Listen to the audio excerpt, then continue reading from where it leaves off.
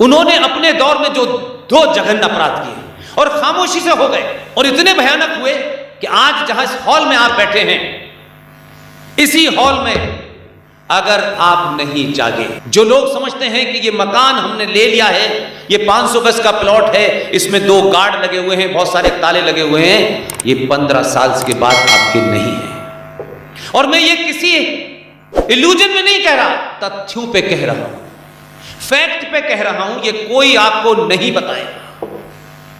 10 से 15 साल के बाद आप कागज दिखाते रहिए, वो कागज मानने लायक ही नहीं है। भारत की संसद ने ऐसा कानून पास कर दिया है। 1995 में वक्फ प्रॉपर्टी एक्ट में अमेंडमेंट हुआ मुसलमानों को खुश करने के लिए, क्योंकि बाबरी मस्जिद का मामला गड़बड़ हो गया था। उस दरमियान में 3 ऐसे कानून बने जो इस देश के सनातनी, इस देश की हजारों साल पुरानी संस्कृति को नष्ट करने के लिए है। लेकिन क्योंकि उससे हमारा कोई फर्क, हम तो पेट्रोल के पैसे बढ़ने पे सड़क पे निकलते हैं, प्याज के दाम बढ़ जाने पे देश की सरकार गिराते हैं, हम वो लोग हैं भाई। ये राष्ट्र बचेगा या नहीं बचेगा इसमें इंटरेस्टेड नहीं, हमारा घर चला जाए, हमें तो कल कोई 2 रुपए किलो का चावल दे दे 6 महीने के लिए, हम उसे सरकार दे देंगे। यार कहां थे आप, कहां गए? 1991 में भारत के अंदर एक कानून बना जिसे हमारी टीम के विष्णु शंकर जैन ने चैलेंज किया है सुप्रीम कोर्ट में, और सुप्रीम कोर्ट ने हमारी बात सुनी और मान करके केंद्र सरकार को नोटिफाई किया है कि 4 हफ्ते में जवाब दें। ये गुस्सा, ये जोर जोर से बोलने के पीछे एक ही बात है कि अगर आप सब लोगों ने साथ नहीं दिया, ये मशाल आगे नहीं बढ़ाई, तो हम कोई बहुत अमृत पी के नहीं आए कि हमको ये करना, ये सबको करना है। ये हम सबके सामूहिक तौर पे और इंडिविजुअली अस्तित्व का झगड़ा है। शर्मा जी के मकान में आग लग गई तो वर्मा जी को कोई प्रॉब्लम नहीं है, वर्मा जी के मकान में आग लग गई तो यादव जी को कोई मतलब नहीं है, और धीरे धीरे मकान जलते जा रहे हैं। 1991 में एक कानून पास हुआ और उस कानून के तहत यह कहा कि प्लेसेस ऑफ वर्शिप एक्ट 1991, इसके तहत यह हुआ कि आपने, क्योंकि अयोध्या मूवमेंट बहुत पीक पे था, तो अयोध्या को उन्होंने उससे निकाल दिया, उस कानून से अयोध्या को बाहर कर दिया और कहा कि कानून बन गया और संसद में पास हो गया, और उस कानून का नाम है प्लेसेस ऑफ वर्शिप एक्ट 1991। यह एक्ट क्या कहता है? यह एक्ट कहता है कि 15 अगस्त 1947 को जितने भी उससे पहले आक्रांता लुटेरे आए थे, उन्होंने जितने भी मंदिरों को तोड़ करके मस्जिदें बनाई हैं, गुरुद्वारों को तोड़कर चर्च बनाए हैं, मठों को लूट करके उस पे चर्च बना दिए हैं, जो पिछले 700-800 साल से थे, इनकी स्थिति यथावत रहेगी। ये एज इट इज ही रहेंगे, स्टेटस इसको रहेगा, इसमें कोई रद्दो बदल नहीं होगा।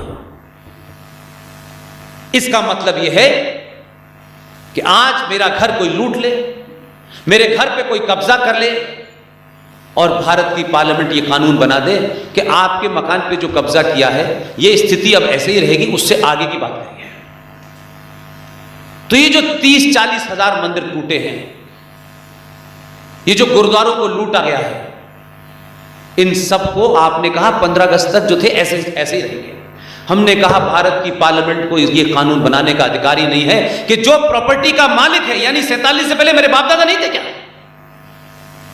उनकी प्रॉपर्टी को किसी आक्रांता ने लूटा, उसने तोड़ा, उस पर कब्जा कर लिया। भारत की आजाद, सो कॉल्ड आजाद सरकार की एक जुडिशरी कहती है, पार्लियामेंट कहती है कि अब ये यथास्थिति रहेगी भाई, अब हम इसमें कुछ नहीं कर सकते। उसको चैलेंज किया मुसलमानों को खुश करने के लिए। 76 में इंदिरा गांधी ने भारत के संविधान में सेकुलर शब्द लाए, और फिर जब मुसलमान खुश नहीं हुए तो वो खुशी होते नहीं, अल्लाह से नहीं खुश, अब मोहम्मद से नहीं खुश, तो हमसे क्या खुश होंगे वो।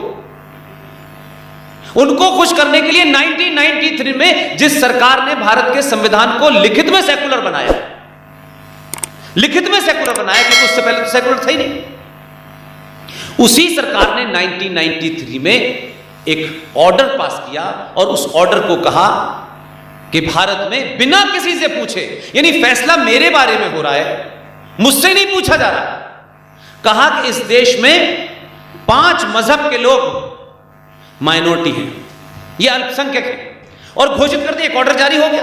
बाद में फिर संसद ने उसको रेक्टिफाई कर दिया, किसी ने पूछे नहीं। ये 1993 में हुआ और रातों रात एक बन गया नेशनल कमीशन फॉर माइनॉरिटीज। यानी भारत का संविधान की एक धारा कहती है कि भारत का हर नागरिक बराबर है, उसे सबको बराबर की अवसर मुहैया कराना सरकारों का काम है। भारत के संविधान में सब बराबर है। ये ओरिजिनल संविधान है, वो आज भी लिखा हुआ है, इस पे भी लिखा हुआ है, खूब बड़ा बड़ा लिखा हुआ है, रोज इसकी चर्चा होती है। वो पहले तो सेकुलर हुआ 76 में, फिर अपने पॉलिटिकल एजेंडे के तहत 1993 में आपने इस देश के एक वर्ग को दूसरे वर्ग के खिलाफ खड़ा किया, कहा नहीं इन्हें ज्यादा जरूरत है, तुम्हें कम जरूरत है, क्योंकि तुम गिनती में 100 करोड़। और उसकी जो डेफिनेशन बनाई वो भी क्लासिक है। देश में 50,000 पारसी हैं टोटल पॉपुलेशन। मैं तो अभी वापी गया था, जब वहां मुझे कुछ पारसी मिले, उनके यहां तो संकट यह है कि जो लास्ट राइट होते हैं पारसीज में, जो लास्ट राइट होते हैं, लास्ट राइट करने के लिए एक विशेष किस्म का आदमी चाहिए जो पूजा वूजा कर सकता है, वो हर एक को परमिशन नहीं होती है। इंदिरा गांधी का कोई रिश्तेदार था, उसकी डेथ हो गई थी, तो उनका लास्ट राइट होने थे वापी के पास में जो उनका फायर टेंपल है, तो उसके लिए आदमी नहीं मिल रहा था। तो फिर किसी साहब ने बाकायदा परमिशन ली उन धार्मिक गुरुओं से, तब जाके लास्ट राइट लिए। उनके यहां लड़कियों को लड़के नहीं मिल रहे। 50,000 पूरे देश में उनकी पॉपुलेशन है, 1.5% सिख है, 1% बौद्ध है, 3.5% ईसाई हैं और 19% मुसलमान हैं। ये 1993 की बात बता रहा हूं मैं आपको। इस देश में आज की डेट में 29 करोड़ मुसलमान, जो पूरे भारत में आप किसी भी इस्लामिक देश से तुलना कर ले, इतनी बड़ी तादाद में मुसलमान कहीं नहीं है, लेकिन वो माइनॉरिटी है। इसको विशेष सरकार की मदद चाहिए। तो करोड़ों करोड़ों रुपया मेरा और आपका उस मदद में जा रहा है। रिकॉर्ड निकाल के देखा, आरटीआई लगाई, आरटीआई में इस सरकार ने हमको जवाब दिया। हमने सिर्फ इतना ही पूछा था कि what is the basis to declare somebody और सम कम्युनिटी इज माइनॉरिटी।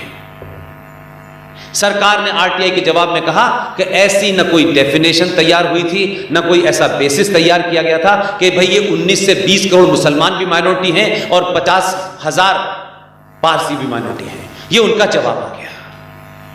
हमने कहा कि यूएनओ की जो डेफिनेशन है, उनका जो चार्टर है, उसका जो सेक्शन है, उसके तहत भी वो ये कहता है यूएन कि किसी भी देश के अंदर लिंग्विस्टिक यानी भाषाई तौर पे, रिलीजियस यानी ही मजहबी तौर पे टोटल पॉपुलेशन का 1.5% यानी 1.5% जो होगा वो माइनॉरिटी कहलाएगा।